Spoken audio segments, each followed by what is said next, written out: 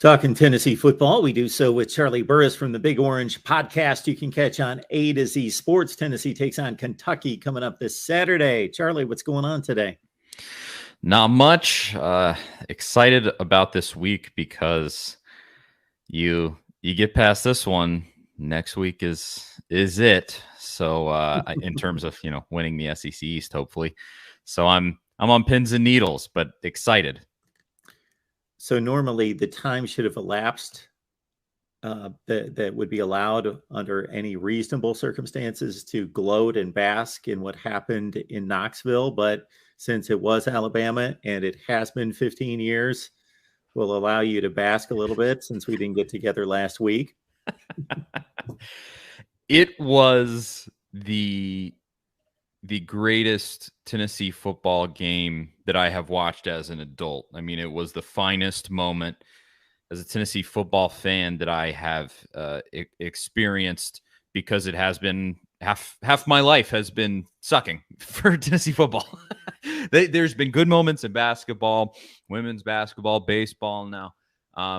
But football, to have a truly transcendent moment like that was really something special. I had to do a post-game show right after, and it was delayed. We were a few minutes late because me and my brother-in-law were smoking a cigar in the front yard. We were running up and down the street screaming. Our neighbors came down. We were all yelling down the street at each other. I mean, it was absolutely wild. And so, yeah, it really was awesome. And the best part is what I just mentioned. Now you beat Kentucky this week. You're set up for kind of, as far as the Georgia-Tennessee game goes, I mean, like game of the century type stuff. And so I'm, it's insane. I don't even know if I know how to handle it, but here we are. That's something I don't often think about, that we see that kind of scene at Neyland Stadium after the game, which is just raucous, pandemonium, just any adjective you want to put on it. But there are collections of groups of people all over the state of Tennessee and beyond that, across the country, that are just, whether it's in their little neighborhood or in their living room or at a bar or wherever it is, having those kind of celebrations all over the place. Yeah, it really was cool. People were shooting off fireworks behind our house after that game ended. As I said, really, it was one set of neighbors that we were yelling back and forth with, but it was kind of the whole street. People were freaking out. There were great videos from outside the stadium when the kick went through and they shot off the fireworks, and just cars that were on the street started honking their horns, and the boats that were in the river, on the Tennessee River, started revving their engines and stuff. It's such a cool scene that we all just participate in this craziness that has tortured us for years. But when it's good, man, it's so good. Yeah.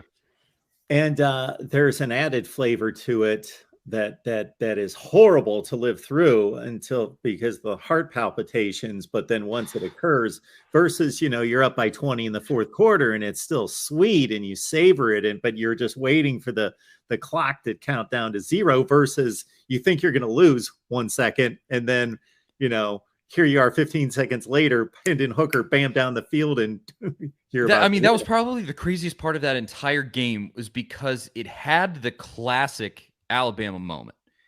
Tennessee fumbles the ball on a freak, messed up exchange, handoff between the quarterback and the running back. And Hendon Hooker had played so good that entire game and played so well this entire season. And he makes that mistake. Hadn't made that mistake early, maybe ever in his time as Tennessee's starting quarterback. And of course, he makes it against Alabama. And every single Tennessee fan that was watching that game at that moment, when they had the scoop and score, was like, we tried. It was a good effort. We were right there, but just here it is. This is the moment where Alabama takes the game back and it's over.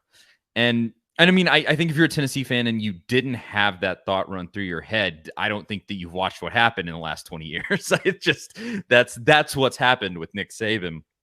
And the fact that they came back from that, forced the field goal, Alabama misses the field goal, and they come back in 15 seconds and set themselves up for the game-winning kick, was unreal in a way that really is hard to describe. It's hard for me to to be descriptive in the way that it made me feel, because it was a joy and it was a disbelief in a way that I think Tennessee fans haven't had around this football program in literally decades. So how do you even know how you're going to act in that situation and feel in that situation when you haven't experienced it in that long?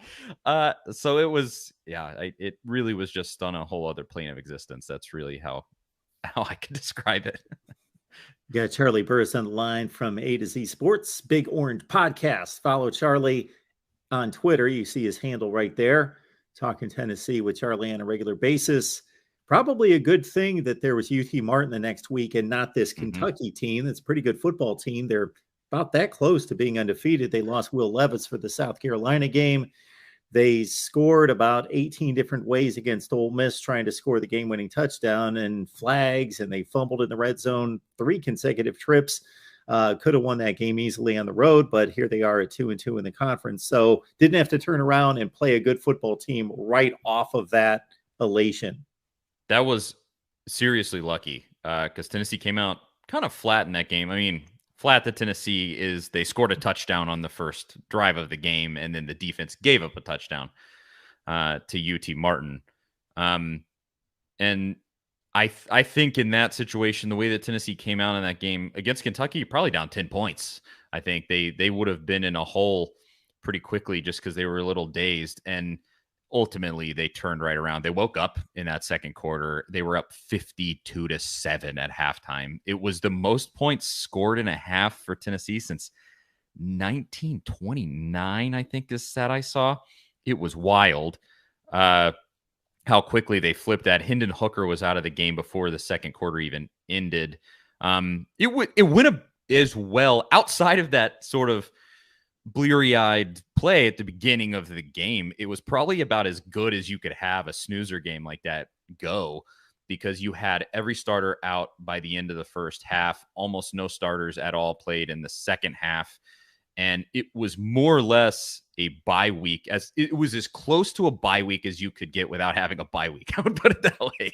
I mean, they really just disposed of these boys so quickly and so effectively and efficiently that it just makes your head spin, where you were just like, wait, it was 7-7 like 20 minutes ago, and now it's 45-7. What? How did this happen?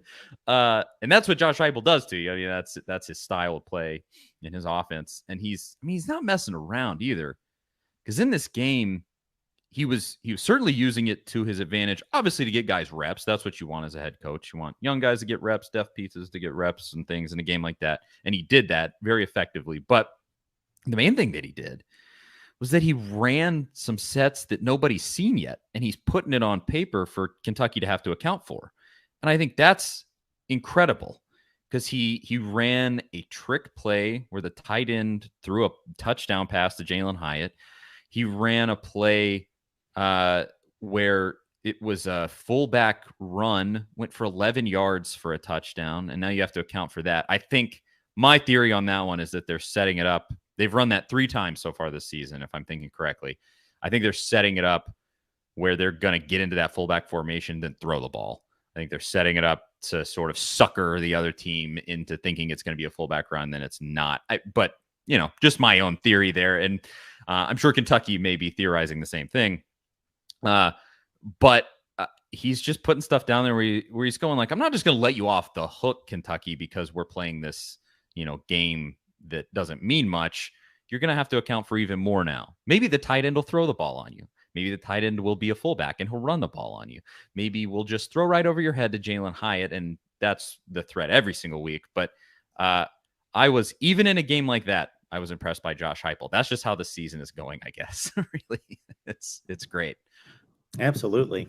Because my thought is, coming off that Alabama win, depending on the attitude of the 18 to 22-year-olds that you're dealing with and how they are led and what the culture is in the locker room, either they let down and they're like, okay, we can breeze through this week, and they're not going to lose to UT Martin, but maybe it's more like 31-13, and it's really not. They just kind of slop through it and get it done. Or what seems to be the case is that they're like, wow, take off. We're confident. Look at what we accomplished, and let's stay laser focused and get our goals and go after them. I think one of the things that I've been the most impressed with Heupel is how he keeps these dudes focused. This week, obviously, being the prime example of that, where you had the greatest win in however long the week before, and he still comes out and they're up 52-7 at halftime in the following game and has those guys as focus. But we can give all the credit we want to Josh Heupel there. I think the real force behind that right now is the student leadership on this team. And I think it really begins with Hendon Hooker. Everybody talks about it, like opposing teams right now are talking about this like Tennessee is cheating, but Hendon Hooker's 24 years old. I mean, he still has eligibility in NCAA. I'm sorry if you don't like it. Also, Stetson Bennett is older than him, so maybe take that up with Georgia too.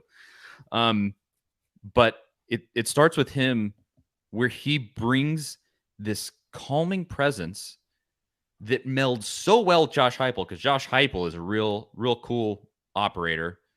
And then Hendon Hooker, I think it just matches up so perfectly, where he goes out and as I mentioned, like that fumble 6 that Tennessee gave up. Well, Hooker didn't come out and go, well, dang it, the game's over and let's just lay down. You know, he came out and they scored a touchdown on the ensuing drive, and he led this gritty performance.